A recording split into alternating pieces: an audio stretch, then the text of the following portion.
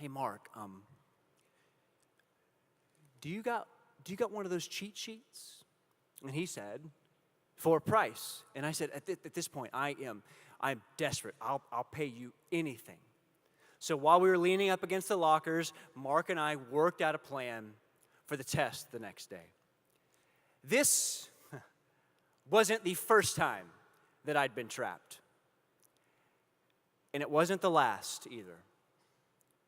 And I can tell you that every time I'm trapped, no matter how big or small it is, when I lean on my own understandings and trust my own wit and knowledge, it's always a recipe for disaster. Because my playbook is just not that big. And confession, well, that'd be too embarrassing. And obedience, way too messy. And so instead what I do is I just dig my heels in and look for a shortcut.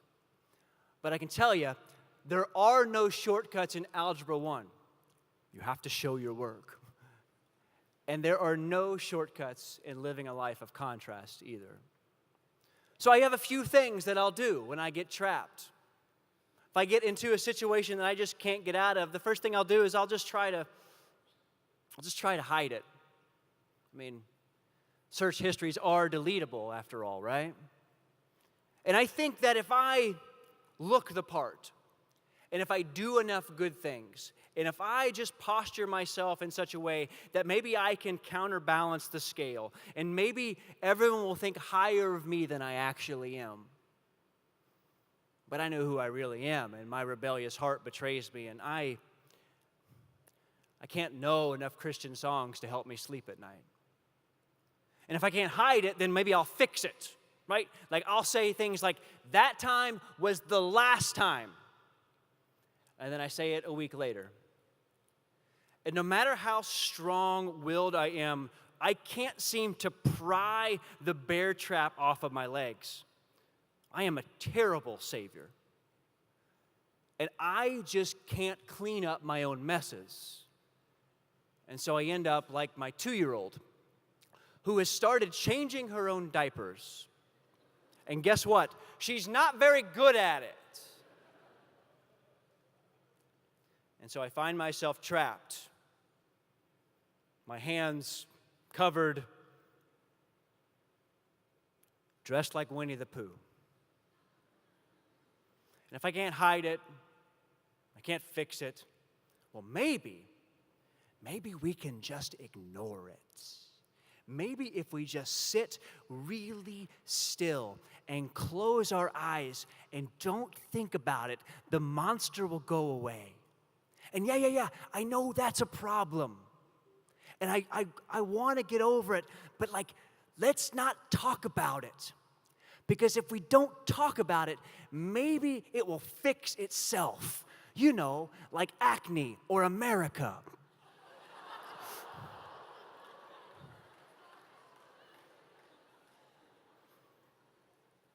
And this is what my heart looks like.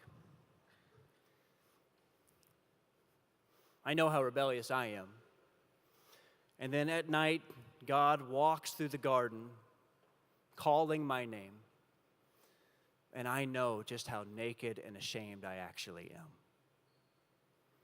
And so you can imagine how comforting it is then when I open the book of 1 John, starting in chapter 2, verse 1. And John starts this text tonight with just 3 little words. My dear children. Do you realize how much he has packed into those 3 simple words? My implies covenant. It implies relationship. John doesn't start by saying, hey, you guys over there, you people, you guys. No, he says, my. It turns out we are our brother's keeper after all. We are going through this together. And so not to jump too far ahead tonight, but I'm going to ask you by the time I'm done to confess some things. It is my hope that when you do that and you step out, that you would find an adult leader, a friend, a group of friends who would wrap their arms around you no matter what and say, you are not going through this alone. We are going through this together. Dear, do you hear the compassion, the love? John wants what's best for his readers, and by default, he wants what's best for us. But for some reason, I don't know what it is, church, but for some reason, whenever people confess something, we want them to get what's coming to them. Yeah, you can be forgiven, but not until you go through all of these things and not until you're totally, punished. And it's no wonder that people stay in the dark so long. When we've spent a long time really kind of saying that stepping into the light is hazardous to your health. My hope tonight is that when we confess to one another, there will be an atmosphere of love that you literally can't find anywhere else. Children, young, inexperienced. I don't know if you know this or not, but kids don't know much. And they're not supposed to. I mean, you and me, we're all ex-kids. I would hope that you know now more than you did back when you were a kid. That's the way it works. And yet, we think it's cute when God calls us his children. Like, oh, that's so sweet of him. And it is. Don't miss the affection that is there, but don't miss this too. That God calls us kids. God calls us his children because he wants us to remember that we have a long way to go. And Christianity is not about getting everything right. Christianity is about knowing who your Father is. We walked into the classroom and sat down. Mark to my left. I sat down in my chair, and the teacher began passing the tests around. The page hit Mark's desk, and he went to work, cheat sheet in hand, filling out his test in an unusually fast fashion. Some would call it supernatural. And just as we had discussed, when he was done, he took the cheat sheet and put it on the floor and covered it up with his foot. And then he carefully slid it across the aisle. My foot met his. I covered it up and bent down to pick the cheat sheet out from underneath my foot. But as I was returning to my desk, I found my teacher standing right in front of me. She grabbed my test, grabbed my cheat sheet, and sent me home that night with a letter to my parents about their cheating son. It's not fair, I said that evening. It's all Mark's fault. Mark did this. And my dad said, well, did you cheat? No. I didn't have a chance. And then I spent the next hour not talking about me, talking all about Mark. Mark's the one that made the cheat sheet. This was his idea. If he hadn't done this, I wouldn't have even had the cheat sheet at all.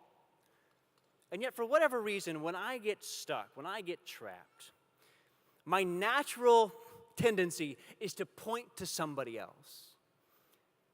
And I forget that rebels are terrible, terrible advocates. Because this conversation wasn't about Mark, it was about me. And John continues. Here we are, 4 words into the text tonight, and he says this: I write this to you so that you will not sin. So, once again, sin is the culprit, but not like you think. Because I don't know about you, but for me, it's never been the big sins that trip me up. At least not at first. For me, it's always the little ones. Because if I can sin, if I can do something and still be able to say, yeah, but, it's, at least I'm not sleeping with her. Yeah, but it was just a joke. And I didn't even say it to his face anyway. He would laugh. It's just, yeah, well, it's like, he made the cheat sheet. I'm convinced that the enemy would never come to you and say, hey, Hey, put this on. Right? Because we'd be like, no, you're the devil and that's a chain.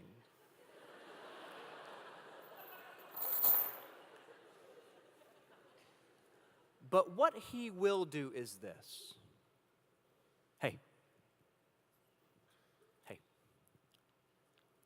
put this on. Well, that's just paper. And before we know it, we're in chains. Yeah, but at least it's not that, right? And the problem with this, are you more like Hitler or are you more like Mother Teresa thing, is that it's spiritual quicksand. Because we think that as long as we're somewhere on the grid, like we're not over here, but we're not all the way over here, that means we're just average. And as long as we're average, no one notices. And no one calls out average. And sadly, no one asks average to change. And we say, yeah, but like, it's not like I serve the poor in Calcutta, but hey, did you see me start World War II? I don't think so. And we find ourselves stuck somewhere between a nun and a Nazi, which is what they should have called The Sound of Music, by the way, and we don't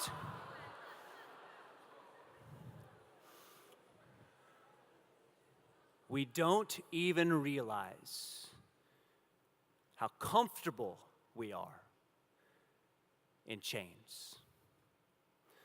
And then Jesus shows up and he says, hey, I'm the standard. Come stand by me. And we say, I can't. I got these chains. And the thing about paper chains is this. They don't stay paper for long. Eventually, they turn into metal ones. Well, Dad, you don't understand. They're going to suspend me. With this, my dad nodded and left the room. I heard him go down the hall and make a phone call. And from what I could tell, he was not ordering pizza. I know that because he said the word algebra more than he said the word pepperoni. And that's a context clue. But moments later, he came back into the room and sat down on the bed next to me and said, well, we have an appointment, a meeting with your principal and your teacher tomorrow. Okay. And I'm going to go with you. Okay. Do you have anything you want to tell me? I thought you were ordering pizza. Now, there's two things you need to know about my dad for the rest of the story to make sense. The first is this. He is literally the most loyal man I've ever met. I mean it. The most loyal man I know in my life. When I was in 3rd grade, my Boy Scout troop leader was Freddie Wisner's older brother. Yes, that was his real last name. No, it was not easy to go through elementary school with a last name like Wisner. Freddie's older brother had been discharged from the Army the summer before. And we don't know why, but we assumed that he had a lot of free time on his hands. So somebody who makes decisions thought, this young man has disgraced our nation. I have an idea. Let's let him teach young boys how to start fires.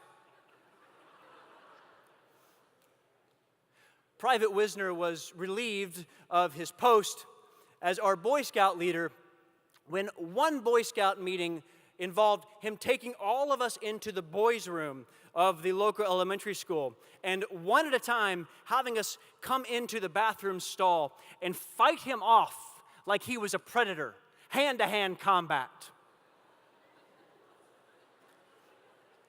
That really happened to me as a child. And I'm in 3rd grade, but I'm thinking, I don't think there's a merit badge for this. The following week, the regional director of the Boy Scouts got all the parents together and said, well, we've got these boys. They don't know how to do much. except fight. We need someone to take over the troop. Now, as my dad and I walked down to the school that evening, the 3 houses it took to get to the school, he told me, listen, I'd love to help out, but if they ask for help, I just can't do it. Got a lot of stuff going on. Work is really busy. I want to be able to help, but I can't. Okay. But when the regional director said, can anybody help? Who, while leaning against the wall, raised his hand? My dad. Because he shows up. The second thing is, my dad grew up in that town. He had actually gone to the same middle school that I had gone to. That means that there were still teachers there who had taught Danny Epperson 25 years earlier. And guess what? He was a legendary student, especially in math. Hooray for me. Every child disappoints their parents at some point. My day had come. And so in hindsight, I realized that when my dad walked into that office that morning, he wasn't just helping me out. He was putting his own reputation on the line. Now, does this come close to what Jesus has done for me? No. Of course not. But what it does do is it does help me realize just what an advocate does. So we take a look, right? John chapter 2, John continues, but if anybody does sin, spoiler alert, we all will. We have an advocate with the Father, Jesus Christ, the righteous one. He is the atoning sacrifice for our sins, and not only for ours, but also for the sins of the whole world. What this means is this. So an advocate in John's day was somebody of stature, of reputation, of power, position, wealth. And what they would do is they would find somebody who was in trouble, who did not have any of that, marginalized, without any kind of power or authority. And they would walk into the courtroom with them, their arm around them, and say, my authority is now theirs. I speak for them. That means this, that if Jesus is your advocate, he's not ashamed of you. And if Jesus is your advocate, guys, he's not embarrassed to be seen with you. If Jesus is your advocate, that means that he stands with you in your darkest hour. In the times when you thought nobody knew about it and you wish no one would ever know about it. And he puts his arms around you and says, she's mine. The knowledge of that should fill us with this amazing mixture of joy and humility. The book of Romans, chapter 4, verse 16 says that with Jesus, through Jesus' death on the cross, we're able to enter the presence of God with confidence. All the while knowing that we are so deeply messed up, but so deeply loved. The principal met us at the door of his office, and we walked in. My teacher was already sitting there, and I found my way to an oversized, comfortable chair. The adults exchanged pleasantries. The principal made his way around his desk and sat down and fluffed his tie, and my test was sitting right in the middle of his desk, and he picked it up and looked at it and peered over at me and looked back at the test and said, "Did you have a cheat sheet?" And I sheepishly answered, "Yes." And I don't know if it was all the mahogany, but something in that moment, well, I just felt the weight of it all. And I just hated what I had done, and I hated how I embarrassed my dad, and most of all, I just hated algebra. The principal leaned back and began to go into a lecture about how cheating was going to ruin my life and how I was a terrible example and I should be so ashamed of myself and you'll never get ahead in life. And if you keep that up, you're going to derail your whole future and you'll end up a washout and a druggie. And the principal was just getting warmed up when my dad said, "Now that's enough of that, Ed." I know. I was there. And I thought, he called the principal by his first name. This just got real. And maybe, just maybe, it's time that we start calling Satan by his first name too. You know, the translation of Satan actually means accuser, which means that Satan makes his living by telling you and reminding you just how bad you are. And guys, you know the voice. Hey, I saw what you did. I know what you did. And I know no one else does, but if they knew who you really were, they wouldn't like you anymore. And it's funny too, because like that thing that you did, you're going to live with that for the rest of your life. You're never going to outrun that. That thing defines you now. But if you listen closer, there's another voice that says, that's enough of that. Because I too know what you did. And I too was there. And guess what? That thing doesn't define you. I define you now because I paid for that thing. Listen to the right voice. The principal was reeling because an adult had said his name in front of a minor, and my dad seized the opportunity and threw a curveball. So I tell you what, let's do this. Let's let him take the test again right here, and if he does poorly, we'll move him to pre-algebra. But suspending him won't help anyone. This was not the plan. I did not want to take that test again. Or for the first time, actually. But the adults thought it was a wonderful idea. And so they all stood up. I spun around the principal's desk, and right there, by myself, took that test for the first time. The adults left the room, and my dad went outside, and 15 minutes later, I opened the front doors of the middle school, and my dad was sitting on the steps, and he said, "How'd you do?" I made a 55. And he said, "Oh, no wonder you cheated."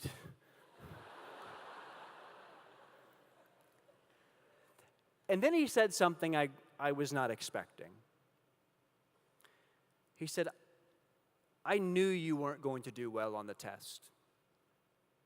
I just needed you to know, too. My own father threw me to the wolves. Et tu, Brute."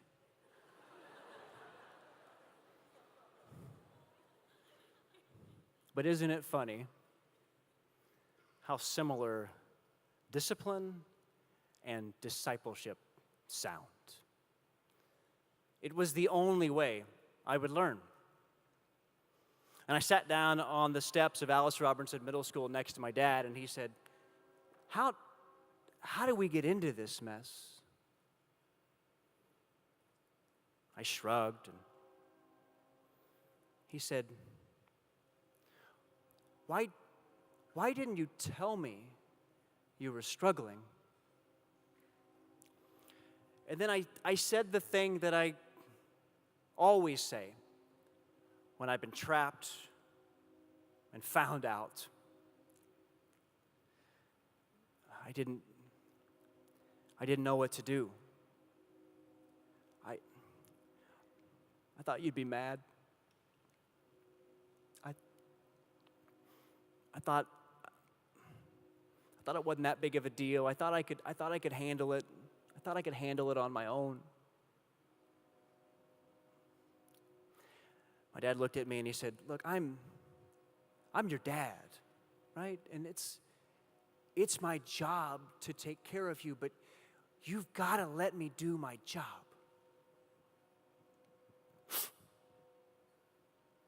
Okay. Then he said, I'm going to need you to move to pre-algebra, right? Oh, no, not pre-algebra. I just don't know how I could do it, how I could walk back past that classroom and all my friends would be there and I would have to explain why I'm going to a different class and I think I'm getting it. But he wasn't punishing me. He was freeing me. And I moved to pre-algebra, not because he made me. I moved because I trusted him. And I trusted him because I saw just how far he was willing to go for me. And friends, can I tell you that Jesus got a hold of me the exact same way? I can't tell you how many years I went through life thinking that I had somehow squeaked by.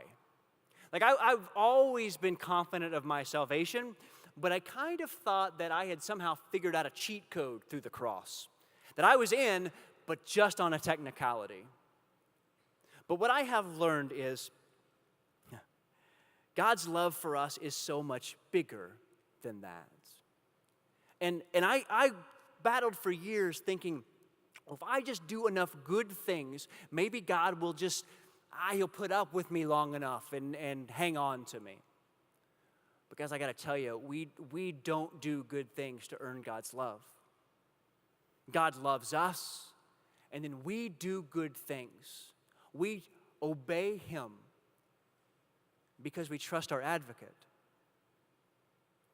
And John finishes up our section this evening by saying this: we know that we have come to know him if we keep his commands. Whoever says, I know him, but does not do what he commands is a liar. And the truth is not in that person. But if anyone obeys his word, love for God is truly made complete in them. This is how we know we are in him. Whoever claims to live in him must live as Jesus did. I have to tell you that it would be foolish to look at Jesus and to consider everything that he has done for me. And when he asks me to do something, even when I don't understand it, to go, I'm good. I got it down. I can handle it.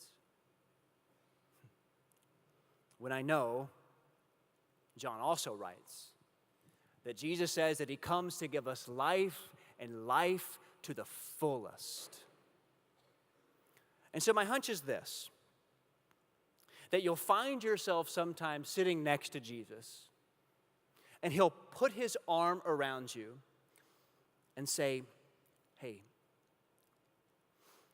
I need you to, and then you know how to complete the sentence.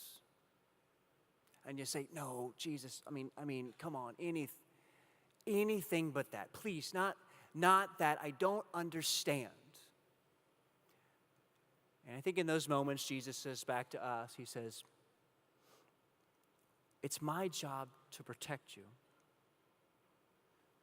Would you let me do my job? And in times like that, we just have to trust our advocate. Because, well, I don't know how you got into this mess.